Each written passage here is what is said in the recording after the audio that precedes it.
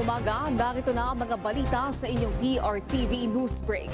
Kasado na sa impeachment hearing ng House Committee on Justice laban kay Vice President Sara Duterte ngayong umaga.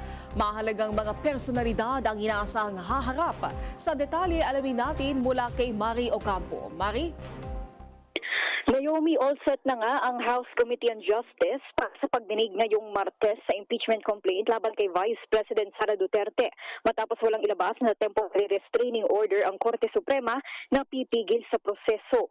Inaasahang tututukan ng mga mambabata sa mga pangunahing issue kabilang na ang umano'y misuse ng confidential funds, mga alegasyon ng pagbabanta at iba pang usapin na nakapaloob sa mga impeachment complaint. Isa nga sa mga sentro ng pagdinig ang affidavit ni Ramil Madriaga na umano'y bagman ng Vice Presidente na susuriin ng panel kaugnay ng kredibilidad at nilalaman nito. Inaasahan din ang pagharap ng mga kinatawa ng Commission on Audit at Philippine Statistics Authority. Ilalatag naman ng COA ang mga ulat kaugnay ng mga umano'y irregularidad sa paggamit ng confidential funds habang susuriin naman ng PSA ang mga pangalang lumutang sa issue. Kabilang na nga ang pagkatao ni Mary Grace Piatos. Kabilang din sa pagtatalakay ang mga naunang findings ng mga pagdinig sa Kamara kaugnay ng umano'y pamamahagi ng pera sa mga kawani ng Department of Education. At yan muna ang ulat, Naomi. Ako, si Mario Ocampo ng PRTV News. Nagsaserbisyo para sa Pilipino. Maraming salamat, Mari Ocampo. Isa ang self-confessed bagman na si Ramil Madriaga sa mga dadalo sa impeachment hearing ni Vice President Sara Duterte na haharap sa mga mambabatas ngayong araw. Sa detalye, alamin natin mula kay JM Pineda. JM?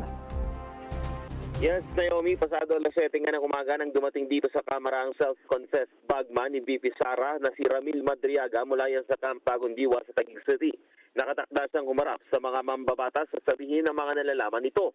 Ayon kay Attorney Raymond Palad, abogado ni Madriaga, handa umano ang kanyang kliyente sa mga babagsak na tanong at mga ikikwento nito.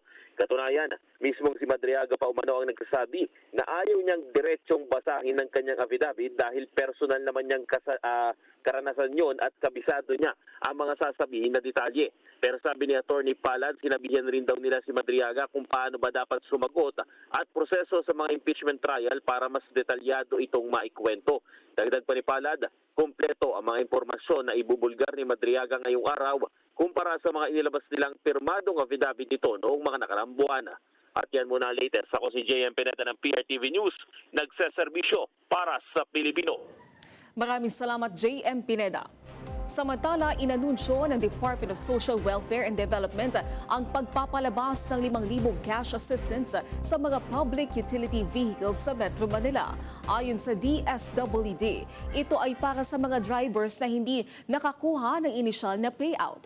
Sinabi ni DSWD spokesperson Irene Dumlao na ang tricycle drivers ay makatatanggap ngayong araw, habang ang jeepney drivers naman ay sa Miyerkules, April 15, habang sa Huwebes ang mga Transport Network Vehicle Services April 16 at ang mga motorcycle taxi at delivery riders naman ay Biyernes, April 17, habang ang mga payout location ay matatagpuan sa Caloocan Sports Complex, Quezon City Memorial Circle, Makati Coliseum at sa TLC Park Concert Grounds sa Taguig City.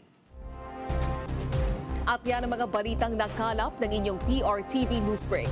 Live kami sa free-to-air Beam Channel 31, Signal Channel 31 at sa YouTube. Tumutok din sa aming social media accounts sa Instagram, Facebook at TikTok sa @PRTV Prime Media. Ako po si Naomi Tiburcio. Magandang umaga.